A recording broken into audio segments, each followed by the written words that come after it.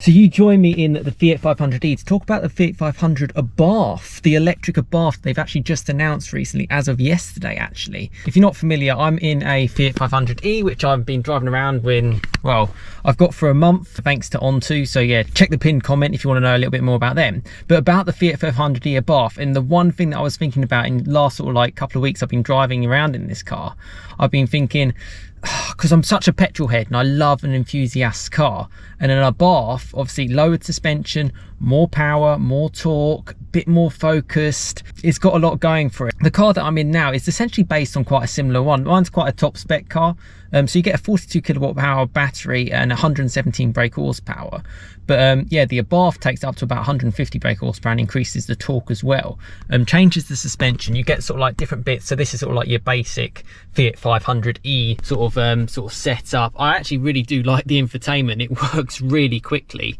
On the charge, if you add more power, yeah, inevitably you're going to end up using more battery. I've been getting, like, I'm on 94% at the moment, and that will give me, yeah, 150 miles range. It's November, mid-November, so it's pretty cold at the moment.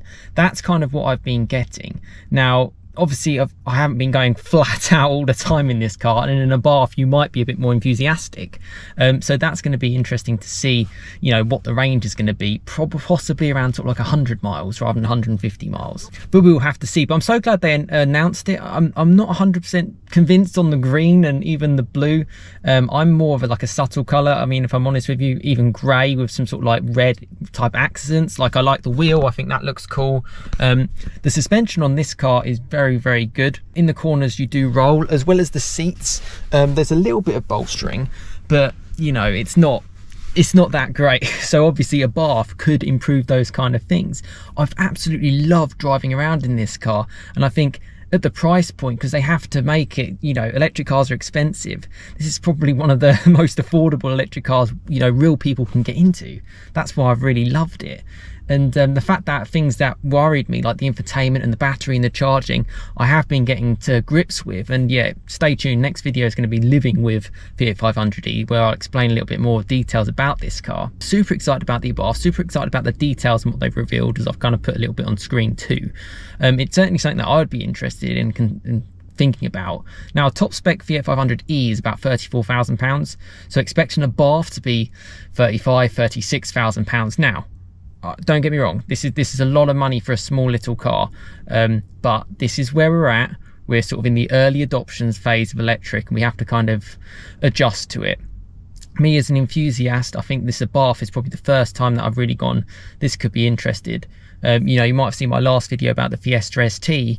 Well, unfortunately, Fiesta is not, I mean, I was speaking to a fantastic owner who knows so much.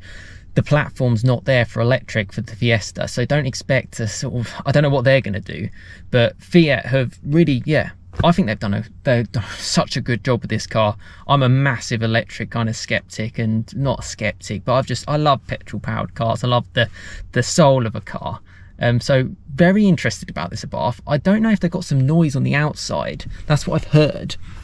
To make it a little bit different. This obviously is just dead silent, which is very nice, I have to say.